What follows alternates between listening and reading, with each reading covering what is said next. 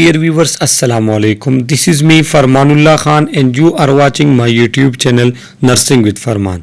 आज की इस इम्पॉर्टेंट वीडियो में हम सब्जेक्ट एपिडेमियोलॉजी के एक इम्पॉर्टेंट यूनिट को एक्सप्लेन करेंगे जिसका नेम है इंट्रोडक्शन टू एपिडेमियोलॉजी, जो कि सब्जेक्ट एपिडेमियोलॉजी का यूनिट नंबर फर्स्ट है। और आज इस वीडियो में हम इस यूनिट के सेकेंड और रिमेनिंग पार्ट को एक्सप्लेन करेंगे। इस यूनिट के फर्स्ट पार्ट का वीडियो लेक्चर ऑलरेडी मेरे यूट्यूब चैनल पे मौजूद है, जिसके वीडियो का लिंक मैंने इस वीडियो के डिस्क्रिप्शन में दिया है, तो वहीं से जाकर आप इस यूनिट के फर्स्ट पार्ट को देख सकते हैं। आज हम एक्सप्लेन करेंगे इस यूनिट के सेकेंड और रिमेनिंग पार्ट को। इसके साथ इसके जो इम्पोर्टेंट पॉइंट्स हैं जो एग्जाम्स में आ सकते हैं, तो हम उन पॉइंट्स को मेंशन करेंगे ताकि आने वाले एग्जाम्स में आप लोगों के लिए आसानी हो।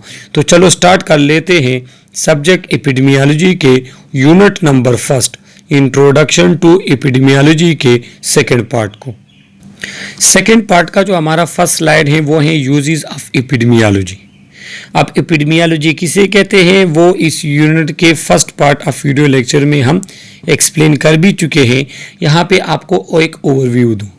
एपिडेमियोलॉजी हमारे पास साइंस की वो ब्रांच है कि जिसमें हम किसी भी डिजीज़ के अकरेंस को, उसके बर्डन को, उसके रिस्क फैक्टर्स को, वो कौन से लोगों को इफ़ेक्ट करता है, कहाँ पे इफ़ेक्ट करता है, क्यों इफ़ेक्ट करता है, उसको हम कैसे प्रिवेंट करेंगे, ये तमाम डिटेल हम जिस ब्रांच ऑफ साइंस में पढ़ते हैं उसको एपिडेमियोलॉजी कहते हैं। एपिडेमियोलॉजी का वर्ड एपिडेमिक्स से निकला है, स्टडी ऑफ एपिडेमिक्स। एपिडेमिक्स कोई ऐसी डिजीज़ जो कम टाइम में ज़्यादा लोगों को इफ़ेक्ट करे। तो एपिडेमियोलॉजी के सब्जेक्ट में हम क्या क्या पढ़ते हैं वो अभी आप लोगों के सामने आ जाएगा। एपिडेमियोलॉजी तो आपको ओवरव्यू का पता चला कि एपिडेमियोलॉजी किसे कहते हैं। अब इसके यूजेस क्या हैं, इसका क्या फ़ायदा है। फर्स्ट ये है कि to study the cause of disease और कंडीशन, डिसऑर्डर, डिसेबिलिटी। किसी भी डिजीज़ या कोई भी डिसेबिलिटी, कोई भी महरूमी, अगर किसी पर्सन को कोई एकदम से बीमारी आ गई है या उसके किसी आर्गन ने एकदम से काम करना छोड़ दिया है, तो उसके काजिस कौन कौन से हैं, वो कौन कौन से वजह हैं जिसकी वजह से उसको डिजीज़ हुई, इटियोलॉजी और काज वजह को कहते हैं। तो ये हम कहाँ पढ़ते हैं, ये हम एपिडेमियोलॉजी ही में पढ़ते हैं। Second, determine the primary agent responsible or a certain causative factor। अब किसी डिजीज़ के लिए काजिज काफ़ी ज़्यादा हो सकते हैं। मिसाल के तौर पे अगर एक पर्सन का हम कहते हैं कि उसको एलर्जी है, उसको एलर्जिक फ्लू स्टार्ट हो गया, अब उसके काजिटिव फैक्टर डिफरेंट हो सकते हैं। कोल्ड वेदर भी हो सकता है, उसने ठंडा पानी यूज़ किया हो, शायद एलर्जेंस भी हो सकते हैं जिसकी वजह से एलर्जी होती है। तो इन तीनों में अगर हम प्राइमरी एजेंट का कह दें तो वो एलर्जन है।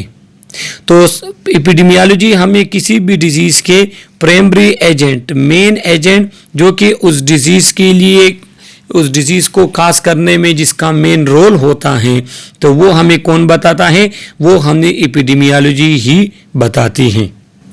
नेक्स्ट हमारे पास है determine the characteristics of the agent और काजिटिव फैक्टर। अब आपको किसी भी डिजीज़ के काज का पता चला कि उसकी डिजीज़ कैसे काज होती है, बैक्टीरिया से होती है या वायरस से होती है। अब उस काजिटिव फैक्टर्स के कैरेक्टरिस्टिक्स कौन कौन से हैं, कि मतलब वो कैसे आपको इफ़ेक्ट करता है, वो कैसे अपनी जो है ना डिवीज़न करता है। तो काजिटिव फैक्टर के तमाम कैरेक्टरिस्टिक्स हम कहाँ पढ़ते हैं, हम एपिडेमियोलॉजी ही में पढ़ते हैं। Define the mode of transmission, एक डिजीज़ कैसे ट्रांसमिट होती है, उसके मोड ऑफ ट्रांसमिशन को भी हम कहाँ पढ़ते हैं, हम एपिडेमियोलॉजी में पढ़ते हैं कि आया वो एयर ड्रॉपलेट बर्न डिजीज़ है या हमारे पास वो डायरेक्ट कंटेक्ट के थ्रू ट्रांसफ़र होती है, तो वो कैसे ट्रांसमिट होती है उसको भी हम एपिडेमियोलॉजी ही में पढ़ते हैं। Determine contributing factors. अब देख लें डिजीज़ हमारे पास टीबी कैसे डिजीज़ होती है, काज होती है, वो हमारे पास माइकोबैक्टीरियम ट्यूबरकुलोसिस की वजह से, सही है। लेकिन कंट्रीब्यूटिंग फैक्टर्स कौन से होते हैं, अगर एक पर्सन तंग जगह पे रहता है, सफाई वगैरह का सिस्टम उनका ठीक नहीं है, सही है। अगर टीबी का पेशेंट उसके यहाँ नज़दीक या उसके साथ रूम में है और वो क्या करता है, वहाँ पे प्रॉपर वेंटिलेशन सिस्टम नहीं है, तो ये कंट्रीब्यूटिंग फैक्टर हैं उस डिजीज़ के। तो किसी भी डिजीज़ के कंट्रीब्यूटिंग फैक्टर्स को हम एपिडेमियोलॉजी ही में पढ़ते हैं। Identify and determine geographic patterns, हम एपिडेमियोलॉजी में जियोग्राफिक पैटर्न्स भी पढ़ते हैं। मिसाल के तौर पे कौन सी डिज़ीज़ किस इलाके में ज़्यादा पाई जाती है, कौन सी डिज़ीज़ किस मौसम में ज़्यादा पाई जाती है। अगर एक इलाके में एक डिज़ीज़ पाई जाती है, उसका रीज़न्स क्या है, उसके रिस्क फैक्टर्स कौन कौन से हैं, तो ये तमाम चीज़ें हम कहाँ पढ़ते हैं, एपिडेमियोलॉजी में। तो ये यूजेस ऑफ एपिडेमियोलॉजी है, इसको आप लोगों ने एमसीक्यूज के लिए याद रखना है। इसके बाद हमारे पास है कि uses of epidemiology to determine, describe and report on the natural cause of disease, disability, injury and death. किसी भी हमारे पास अगर डेथ हो रही है या इंजरी है या डिसेबिलिटी है या डिजीज़ है, उसके नेचुरल काज को डिटरमाइन करना, मतलब उसको जानना, फिर उसको एक्सप्लेन करना, फिर उसको रिपोर्ट करना, फिर उसके स्टेटिस्टिक निकालना कि एक काज जिसकी वजह से डेथ हो रहे हैं तो कितने डेथ्स हो रहे हैं पर ईयर, उसकी वजह से कितना मोर्टिलिटी रेट है, मॉर्बिडिटी रेट है। ये सारी चीज़ें हम एपिडेमियोलॉजी में पढ़ते हैं। मॉर्बिडिटी रेट कहते हैं नंबर ऑफ डिजीज़, कि कितने लोग को डिजीज़ हो रहा है, और मोर्टिलिटी रेट कहते हैं कि कितने लोगों की डेथ हो रही है। To aid in the planning and development of health services and program, ये क्या करता है कि हमारे पास जितने भी हेल्थ सर्विसेज या प्रोग्राम्स होते हैं तो उसमें सबसे पहले ये देखा जाता है कि एक डिज़ीज़ किस तरह लोगों को इफ़ेक्ट कर रहा है, उसका कितना बर्डन है कम्युनिटी पे, उससे कितने ज़्यादा पैसे खर्च हो रहे हैं कम्युनिटी के। तो ये तमाम चीज़ें पहले नोट की जाती, उसके बाद फिर कम्युनिटी के लिए डेवलपमेंट प्रोग्राम जो है या प्लान किए जाते हैं या इम्प्लीमेंट किए जाते हैं। तो ये चीज़ों के बारे में हमें नॉलेज कहाँ से आता है, एपिडेमियोलॉजी से आता है। To provide administrative and planning data, हमारे पास एडमिनिस्ट्रेशन में जितनी भी पॉलिसी वगैरह, अगर पॉलिसी वगैरह बनती हैं किसी भी डिजीज़ के लिए या किसी भी कम्युनिटी के लिए या किसी हेल्थ प्रोजेक्ट के लिए, तो उसके लिए हमारे पास जो इम्पोर्टेंट डिटेल्स होती हैं वो एपिडेमियोलॉजी ही की वजह से या उसके मदद से हमें मिलती हैं। तो ये एपिडेमियोलॉजी के यूजेस हैं, जिससे आपको अंदाज़ा हो गया होगा कि एपिडेमियोलॉजी सब्जेक्ट को पढ़ना कितना इम्पॉर्टेंट है। और ये आपके एमसीक्यूज़ में आएंगे, ये सिनेरियो बेस्ड एमसीक्यूज़ से आ सकता है कि एपिडेमियोलॉजी हम क्यों पढ़ते हैं या उसका क्या यूज़ है। अब यूजेस तो हमने पढ़ लिए, अब यहाँ पे है पर्पस ऑफ एपिडेमियोलॉजी। एपिडेमियोलॉजी का मकसद क्या है, इसकी ज़रूरत क्यों पड़ी। To provide a basis for developing disease control and prevention measure for groups at risk। देखो, अगर एक इलाके में एक डिजीज़ आती है और वो उस इलाके के लोगों को इफ़ेक्ट करती है, तो आप क्या करोगे, आप पहले उस डिजीज़ को पढ़ोगे, फिर ये देखोगे कि ये इस इलाके के लोगों को क्यों इफ़ेक्ट कर रही है, वो कौन कौन से फैक्टर्स हैं। तो एपिडेमियोलॉजी हमारे पास वो इम्पोर्टेंट इन्फॉर्मेशन प्रोवाइड करती है जिसके ज़रिए हम ये चीज़ चेक कर सकते हैं या हम कोई प्लान वगैरह कर सकते हैं किसी डिज़ीज़ को कंट्रोल करने के लिए, और उसके लिए प्रिवेंटिव मेजर लेने के लिए अगर हमें इंफॉर्मेशन नीड होती है तो वो सिर्फ हमें एपिडेमियोलॉजी ही देता है। तो ये एक इसका पर्पस है और एक मकसद है। सेकेंड, हमारे पास this translate into developing measure to prevent or control disease. ये हमें क्या करता है, ये हमें प्रिवेंटिव मेजर भी प्रोवाइड करता है कि आपको डिजीज़ का पता तो चला, उसके काजिंग फैक्टर का पता चला, आप कौन कौन से स्टेप्स जो आप ले सकते हैं उस डिज़ीज़ को प्रिवेंट करने के लिए और उसको कंट्रोल करने के लिए। तो डिज़ीज़ के बारे में बेसिक इन्फॉर्मेशन प्रोवाइड करना जिसके ज़रिए आप उस डिज़ीज़ को कंट्रोल भी कर सकते हो, उसको प्रिवेंट भी कर सकते हो कि ज़्यादा लोग उससे इफ़ेक्ट ना हो, उसके लिए प्लानिंग कर सकते हो, उसके लिए जो है ना आप कोई प्रोग्राम्स वगैरह जो है ना वो बना सकते हो, वो ऑर्गेनाइज कर सकते हो। तो ये तमाम डिटेल हमें एपिडेमियोलॉजी ही से मिलती है जिसके बेस पे हम ये तमाम अरेंजमेंट करते हैं किसी डिज़ीज़ को प्रिवेंट करने के लिए और उसको कंट्रोल करने के लिए। एपिडेमियोलॉजी के दो हमारे पास मेन टाइप्स हैं, ब्रॉड टाइप्स हैं, और ये इस यूनिट के first part of video lecture में हम ऑलरेडी पढ़ भी चुके हैं।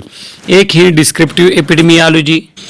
डिस्क्रिप्टिव एपिडेमियोलॉजी जो है ये हमें सिंपल डिस्क्रिप्शन प्रोवाइड करता है, किसी डिजीज़ के बारे में डिटेल प्रोवाइड करता है कि डिजीज़ की वजह से कितने लोग इफ़ेक्ट हो रहे हैं और डिजीज़ क्या है और कैसे लोगों में स्प्रेड हुआ। लेकिन डिजीज़ का काजिंग फैक्टर कौन सा है और कौन सा काजिंग फैक्टर मेन है उस डिजीज़ को काज करने के लिए, एक पर्सन कौन से फैक्टर्स को एक्सपोज हुआ जिसकी वजह से उसको डिजीज़ हुई, तो काज एंड आउटकम के दरमियान जो रिलेशन है वो हमें एनालिटिकल एपिडेमियोलॉजी देता है, जबकि डिस्क्रिप्टिव एपिडेमियोलॉजी जो है वो सिंपल हमें डिस्क्रिप्शन प्रोवाइड करती है। यहाँ पे हम इसकी डिटेल पढ़ लें कि examine the distribution of a disease in a population and observing the basic feature of its distribution in term of, तो ये सिंपल डिस्ट्रीब्यूशन के बारे में हमें बताता है कि एक डिजीज़ से कितने लोग इफ़ेक्ट हो रहे हैं, कहाँ पे हो रहे हैं, मेल फीमेल कितने हो रहे हैं और किस जगह पे हो रहे हैं। तो ये जो डिटेल हमें प्रोवाइड करता है ये डिस्क्रिप्टिव एपिडेमियोलॉजी है। इसकी जो टिपिकल डिज़ाइन है हमारे पास सिंपल सर्वे जो अक्सर हेल्थ वाले करते हैं, इसके बाद सिंपल क्रॉस सेक्शनल स्टडी या डिस्क्रिप्टिव स्टडी जो हम करते हैं तो वो क्या होती है, वो सिंपल डिस्क्रिप्शन होती है। उसमें काज और इफेक्ट, काज और आउटकम के एक्सपोजर और आउटकम के दरमियान रिलेशन फाइंड नहीं किया जाता। तो इस तरह की जो हमारे पास एपिडेमियोलॉजी की टाइप हैं उसको हम डिस्क्रिप्टिव एपिडेमियोलॉजी कहते हैं। ये आप लोग एमसीक्यूज के लिए याद रख ले। सेकंड जो हमारे पास है एनालिटिकल। तो एनालिटिकल में क्या है कि testing a specific hypothesis about the relationship of disease to a putative cause by conducting an epidemiological study that relate the exposure of interest to disease of interest। क्या है कि पोटेटिव काज कहते हैं मेन काज। तो हमारे पास जो एनालिटिकल एपिडेमियोलॉजी है उसमें क्या होते हैं, हाइपोथेसिस बनाई जाती हैं। अब हाइपोथेसिस आप बायोस्टेट में पढ़ोगे, अगर फिर भी किसी को कन्फ्यूजन है तो मेरे यूट्यूब चैनल पे हाइपोथेसिस टेस्टिंग का यूनिट ऑलरेडी मौजूद है। आपने लिखना है हाइपोथेसिस टेस्टिंग बाय फरमान, तो आपके पास वो वीडियो आ जाएगा। हाइपोथेसिस की आपको समझ आ जाएगी जो कि बायोस्टेट का एक यूनिट है। तो इसमें क्या होता है कि हम हाइपोथेसिस बनाते हैं और हम रियल एक्सपोजर या काज जो को पोटेटिव है, पोटेटिव मतलब जिसकी वजह से वो डिजीज़ हुआ, हम उसको पढ़ते हैं कि उसका डिजीज़ के साथ क्या इंटरेक्शन है। तो ये हम एनालिटिकल एपिडेमियोलॉजी में पढ़ते हैं। इसमें जो स्टडी डिज़ाइन यूज़ होता है वो कोहोर्ट या केस कंट्रोल। तो कोहोर्ट और केस कंट्रोल स्टडी में क्या किया जाता है, किसी डिजीज़ के काजिस को मालूम किया जाता है और फिर उन काजिस को रिलेट किया जाता है उस डिजीज़ के साथ कि कौन सा काज ज़्यादा या मेनली रिस्पॉन्सिबल है उस डिजीज़ के अक्रेंस के लिए। सही है। तो ये दो जो टाइप्स हैं इसको आप एमसीक्यूज़ के लिए याद रख लो, जो डिस्क्रिप्टिव एपिडेमियोलॉजी है और जो एनालिटिकल एपिडेमियोलॉजी है। यहाँ पे है कि जो डिस्क्रिप्टिव एपिडेमियोलॉजी है is the antecedent to analytical epidemiology. मतलब अगर आप एनालिटिकल एपिडेमियोलॉजी करना चाहते हैं, मिसाल के तौर पे किसी डिजीज़ के काजिंग फैक्टर्स को फाइंड करना चाहते हैं, उससे पहले ज़रूरी है कि आपने डिस्क्रिप्टिव एपिडेमियोलॉजी या उस चीज़ के बारे में डिस्क्रिप्शन फाइंड करनी होगी। तो एनालिटिकल एपिडेमियोलॉजी के लिए क्या ज़रूरी है, नो वेयर टू लुक, कहाँ पे देखना है, कौन से लोगों में मैंने इन्वेस्टिगेशन करनी है, know what to control for, मैंने कौन कौन सी चीज़ों के लिए कंट्रोल रखना है, वो कौन कौन से रिस्क फैक्टर्स है जिसको मैंने प्रिवेंट करना है। इसके बाद हाइपोथेसिस कैसे बनेगा, काजिंग फैक्टर कौन कौन से होंगे जिसके साथ मैं डिजीज़ को रिलेट कर सकूं और एट द एंड मुझे पता चले कि ये डिजीज़ किस काज की वजह से हो रहा है। तो ये तमाम जो डिटेल है ये डिस्क्रिप्टिव एपिडेमियोलॉजी ही प्रोवाइड करती है। इसलिए अगर आप एनालिटिकल एपिडेमियोलॉजी करना चाहते हैं तो उससे पहले आपने डिस्क्रिप्टिव एपिडेमियोलॉजी करनी होगी। किसी डिजीज़ की डिस्क्रिप्शन आपको पता होनी चाहिए। डिजीज़ के हवाले से अगर देखा जाए तो तीन चीज़ें आप लोग अपने जहन में रख दें। एक ये कि उस डिजीज़ से कौन से लोग इफ़ेक्ट हो रहे हैं, बच्चे इफ़ेक्ट हो रहे हैं, बूढ़े इफ़ेक्ट हो रहे हैं, जवान इफ़ेक्ट हो रहे हैं, मेल इफ़ेक्ट हो रहे हैं, फीमेल इफ़ेक्ट हो रहे हैं। तो इस चीज़ का पता होना चाहिए। सेकंड, कौन सी जगह पे ये डिजीज है। मिसाल के तौर पे सिटीज में ये होती है, विलेजेस में होती है, ट्रॉपिकल रीजन में है या ट्रॉपिकल रीजन में नहीं है, तो प्लेस का पता होना चाहिए। इसके बाद टाइम का पता कि ये डिजीज कब हुई। जिस तरह अगर हम कोविड-19 की बात करें तो कोविड-19 सबसे पहले कहाँ पे हुआ, चाइना में उसका केस आया। कब आया, 2019 के अबाउट उसमें ये केस आया, समझ गए। तो ये जो डिटेल है ये डिस्क्रिप्टिव एपिडेमियोलॉजी प्रोवाइड करती है और किसी डिजीज का आपको ये डिटेल का पता होना चाहिए, सही है। पर्सन में हम ये डिटेल देखते हैं, उसका एज क्या है, जेंडर क्या है, इतने कौन से इतने ग्रुप से हैं, जेनेटिक उसके प्रीडिस्पोजिशन तो नहीं है, कोई जेनेटिक इशू तो नहीं है। जिस तरह हमारे पास काफ़ी ज़्यादा डिजीज़ जेनेटिक होते हैं, डायबिटीज़ हो गया, हार्ट की डिजीज़ हो गए, कंकरेंट डिजीज़, कौन सी डिजीज़ एट अ टाइम वो कितने डिजीज़ का शिकार हैं, खुराक वो कौन सी ले रहा है, एक्सरसाइज करता है या नहीं करता। तो पर्सन के हवाले से तमाम डिटेल जो है वो आपको पता होनी चाहिए। डिस्क्रिप्टिव एपिडेमियोलॉजी हमें बताता है कि एक पर्सन के तमाम डिटेल। आप जब आपके पास पेशेंट आएगा ना, या आप नर्सिंग हिस्ट्री लेना चाह रहे हो, तो ज़रूरी है कि आप उसके बाद से ये तमाम चीज़ें पूछ लें। आपको पता होना चाहिए उसकी एज क्या थी, जेंडर तो आपको पता है, सामने आपके बेटा होगा। उसके बाद जो है ना रिलीजन का आप, क्योंकि काफ़ी ऐसे डिजीज़ होते हैं जिनके रिस्क फैक्टर्स उनके रिलीजन में मौजूद होते हैं। रिस्क फैक्टर्स उनके रिलीजन ही में मौजूद होते हैं, या रिलीजन के कुछ ऐसे प्रैक्टिसेस हैं जो कि अप्रूव नहीं है, वो उसको फॉलो करते हैं और उसकी वजह से उनको वो डिजीज़ हो जाता है, सही है। तो आप दूसरी कि आप अगर इंटरवेंशन देना चाहते हैं तो उसके रिलीजन के हिसाब से देना दोगे। मिसाल के तौर पे अब हमारा अगर मुसलमानों की बात की जाए तो मुस्लिम कम्युनिटी में या मुस्लिम रिलीजन में जो चीज़ मना है तो वो आपको पहले पता होना चाहिए और उसी के हिसाब से आप अपने पेशेंट को इंटरवेंशन करोगे। तो ये पर्सन के बारे में डिटेल हैं जो आपको पता होनी चाहिए अगर आप डिस्क्रिप्टिव एपिडेमियोलॉजी कर रहे हैं या किसी पेशेंट से या पर्सन से उसके डिजीज़ के बारे में इन्वेस्टिगेट कर रहे हैं।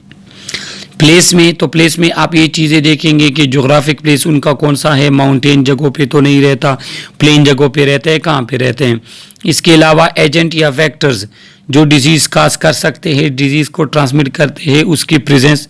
क्लाइमेट का आप पूछ लें कि क्लाइमेट, मौसम आप लोग के पास कैसे रहते हैं। जिस तरह अगर आप देख लें कि वो इलाके जो गर्म होते हैं तो वहाँ पे पानी की किल्लत होती है, वहाँ पे साफ़ पानी नहीं मिलता। अगर वहाँ पे साफ़ पानी नहीं मिलता तो लाजमी बात है पानी में जो मिनरल्स वगैरह होंगे उनकी तादाद भी, उनकी मिकदार भी कम ज़्यादा होगी। उसके बाद जियोलॉजी आप उनसे पूछ लें कि वहाँ के फसलें कैसे होती हैं, वहाँ पे जो है ना ज़मीन किस लेवल की है, वहाँ पे उनको जो पानी मिलता है जो ज़मीन से निकलता है वो किस लेवल तक साफ़ होता है। पॉपुलेशन डेंसिटी हम पूछते हैं कि कितने लोग रहते हैं एक प्लेस में, कितने घर में कितने अफराद हैं, कितने कमरे हैं, क्योंकि काफ़ी ज़्यादा डिजीज़ इस वजह से होती हैं कि लोग कंजेस्टेड रहते हैं, फिर सफाई का सिस्टम नहीं होता।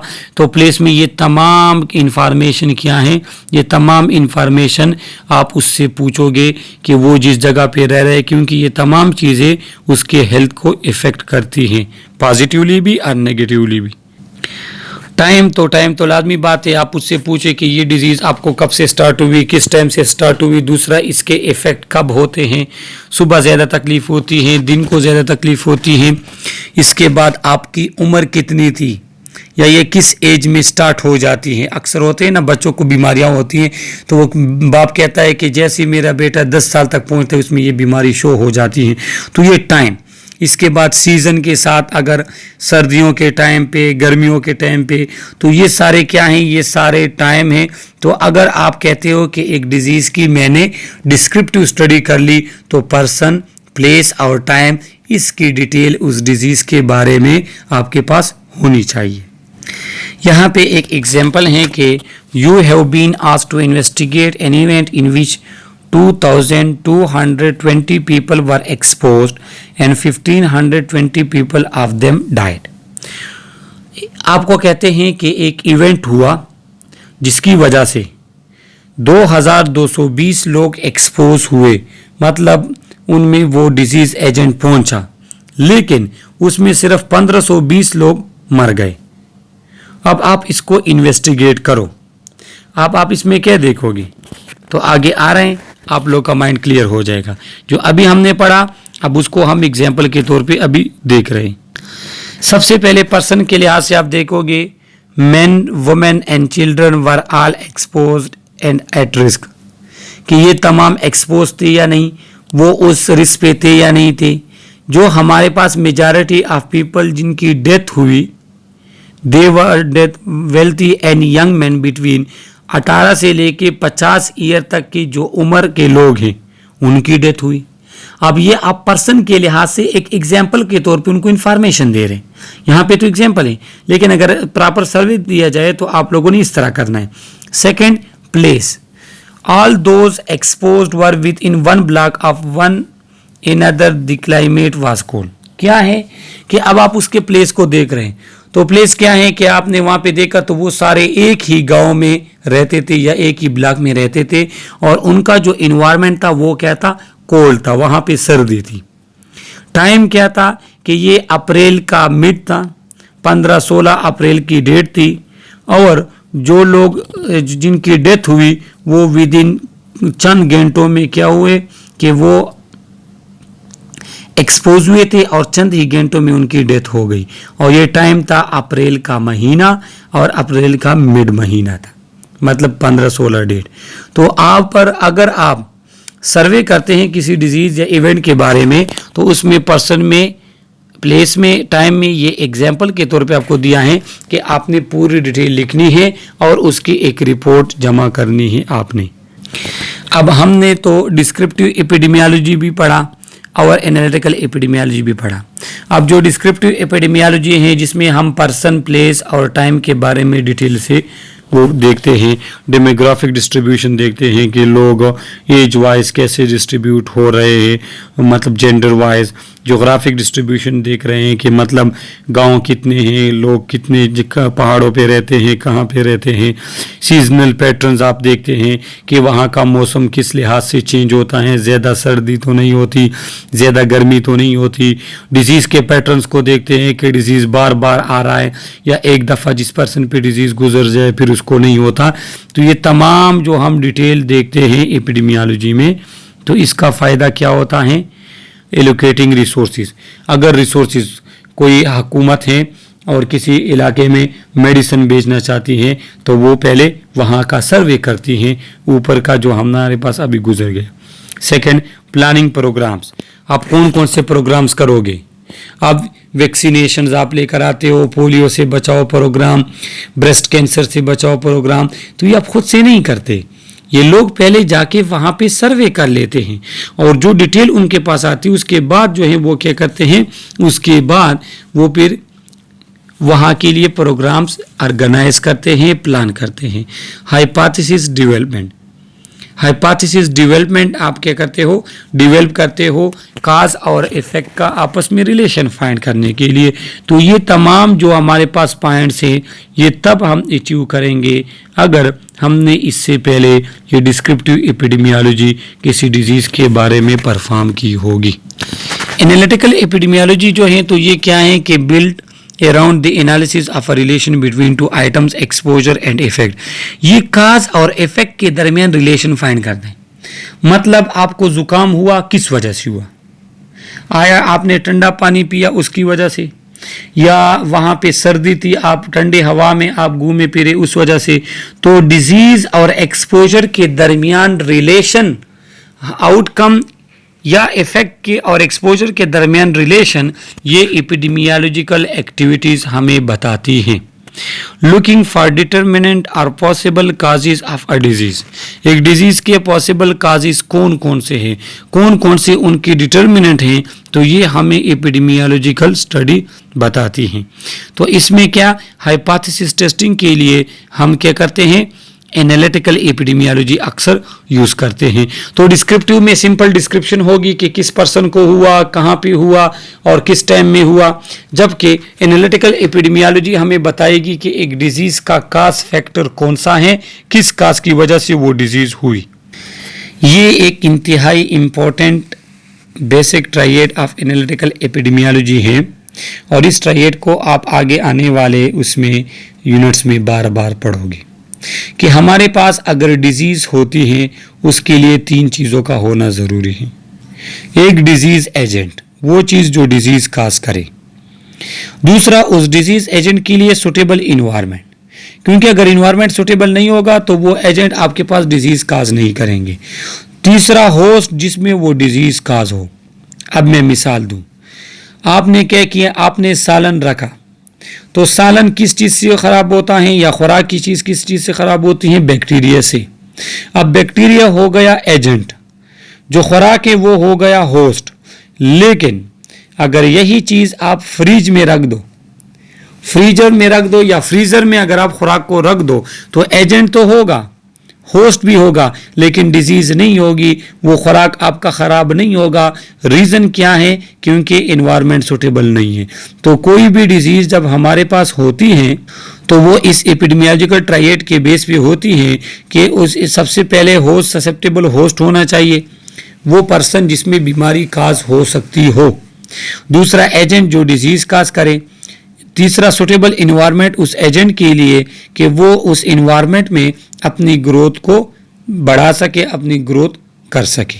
तो ये एपिडेमियोलॉजिकल ट्रायड है जिसके बेस पे हम ये आइडेंटिफाई करते हैं कि डिजीज़ का एजेंट क्या था, सुटेबल इन्वायरमेंट कौन सा है और होस्ट के कौन कौन से कैरेक्टरिस्टिक्स हैं जिसकी वजह से उसको ये डिजीज़ हुआ। ये एजेंट्स हैं जो आप में डिजीज़ काज कर सकते हैं, जिस तरह पॉइजन्स हुआ, एलर्जेंस हुआ, रेडिएशन, फिजिकल ट्रामा, माइक्रोब, जरासीम वगैरह हो गए, या कोई साइकोलॉजिकल एक्सपीरियंस, स्ट्रेस वगैरह। तो ये एजेंट का काम करते हैं जो कि आप में डिजीज़ काज करते हैं। तो एजेंट में आपने ये देखना है कि एजेंट क्या है। होस्ट का मतलब वो पर्सन जिसमें डिजीज़ हो।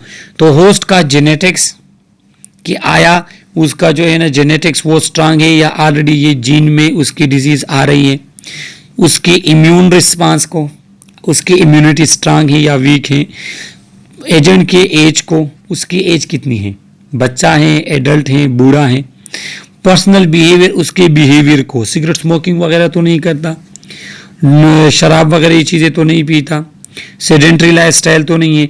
तो ये होस्ट के फैक्टर्स हैं जो उसमें डिजीज़ को काज भी कर सकते हैं और उसको प्रिवेंट भी कर सकते हैं। Third, environment. तो इन्वायरमेंट कैसा है, आया वहाँ पे क्राउडिंग रश ज़्यादा है, एटमॉस्फेरिक कंडीशन कैसी होती हैं। दूसरे, वेक्टर्स, मिसाल के तौर पे अब क्या है कि एक मक्खी है, वो आ गई आपके खुराक पे बैठ गई, तो ये कहीं और से जम्स ला के आपके खुराक पे रख सकती है। तो ये वेक्टर्स। अब अगर आपके इन्वायरमेंट में मक्खियाँ नहीं है या मक्खियों को आप कंट्रोल कर रहे हो तो डिजीज़ नहीं होगा। तो ये इन्वायरमेंटल फैक्टर्स हैं जो कि कंट्रीब्यूट करते हैं किसी डिजीज़ के अक्रेंस में। ये आप लोग एमसीक्यूज के लिए याद रख लें। ये होस्ट, एजेंट और इन्वायरमेंट, ये जो ट्रायड हैं, ये एमसीक्यूज इससे लाजमी आते हैं, 1 या 2, जो आपको पता होनी चाहिए कि होस्ट के कौन से फैक्टर्स हैं, एजेंट के कौन से कैरेक्टरिस्टिक्स हैं, इन्वायरमेंट के कौन से कैरेक्टरिस्टिक्स हैं। सही है। और लास्ट स्लाइड है कि एपिडेमिक्स या डिजीज़ कैसे होती हैं, जब host, agent and environment factors are not in balance, जब वो बैलेंस में ना हो। किस तरह के, ड्यू टू न्यू एजेंट आ गया, अब होस्ट की इम्यूनिटी उसके रिलेटेड नहीं है तो वो एजेंट उसको इफेक्ट करेगा। Due to change in existing agent था बैक्टीरिया, लेकिन उसका पैटर्न चेंज हो गया, उसकी डिवीजन टाइप चेंज हो गई, उसकी जो है ना जेनेटिक चेंजेस उसने की, उसने म्यूटेशन उसमें हुआ और वो उससे ज़्यादा ख़तरनाक हुआ, तो क्या है कि आपके पास डिजीज़ होगी। Due to change in number of susceptible in population, अगर ऐसे लोग, ससेप्टेबल किसे कहते हैं, ऐसा पर्सन जिसमें डिजीज़ हो, अगर वो बढ़ गए तो उस डिजीज़ का बर्डन ज़्यादा होगा। मिसाल के तौर पे डायरिया अक्सर बच्चों को इफ़ेक्ट करती हैं, अगर आपके पास कमज़ोर बच्चे ज़्यादा हैं तो डायरिया की वजह से मरेंगे भी ज़्यादा बच्चे। ड्यू टू इन्वायरमेंटल चेंजेस काफ़ी ज़्यादा ज़रूरी हैं। मिसाल के तौर पे अगर सर्दियाँ हैं और एक जगह पे एलर्जेंस ज़्यादा हैं या लोगों को एलर्जी ज़्यादा है तो सर्दी की वजह से और एग्रीवेट हो जाएगी, या टीबी वगैरह की डिजीज़ हैं और आप क्राउडिंग कंडीशन में रह रहे हो तो वो डिज़ीज़ और भी आपकी क्या हो जाती है, बढ़ जाती हैं। तो ये क्या है कि ये host agent and environmental factor जो डिजीज़ के काज होने में कंट्रीब्यूट करते हैं, और इन तीनों के दरमियान अगर बैलेंस नहीं होगा तो डिजीज़ होगी। तो ये एपिडेमियोलॉजी सब्जेक्ट का यूनिट के फर्स्ट यूनिट का सेकंड पार्ट था। इसमें किसी का कोई भी क्वेश्चन हो, आप कमेंट्स के ज़रिए हमसे क्वेश्चन पूछें, और आप लोगों से रिक्वेस्ट है कि आप हमारे चैनल के लिंक को अपने स्टेटस पे अपलोड करें, अपने क्लास के ग्रुप में शेयर करें, ताकि हमारे चैनल के सब्सक्राइबर बढ़ें। तो हमारी कोशिश होगी कि आप लोगों से के लिए अच्छी सी अच्छी और इन्फॉर्मेटिव वीडियो हम लेकर आए। अपना ख्याल रखिएगा, मेहनत कीजिएगा। दिन में 2 से 3 घंटे लाजमी आप लोगों ने पढ़ना है। ये नहीं सोचना कि मैं MBBS नहीं कर रहा, नर्सिंग कर रहा हूँ, या मैं कोई CSS नहीं कर रहा, नर्सिंग कर रहा हूँ। नहीं, आपने दिल लगा के पढ़ना है। दिन में 3 घंटे आपने पढ़ना है। अगर आज आपसे 3 घंटे मिस हुए तो नेक्स्ट दिन आप 4-5 घंटे पढ़ो, ताकि आज का जो है गैप वो आप पूरा कर सको। इसी तरह आप लोगों को कामयाबी मिलेगी। अल्लाह ताला आप तमाम स्टूडेंट्स को कामयाब रखे। अल्लाह हाफिज़।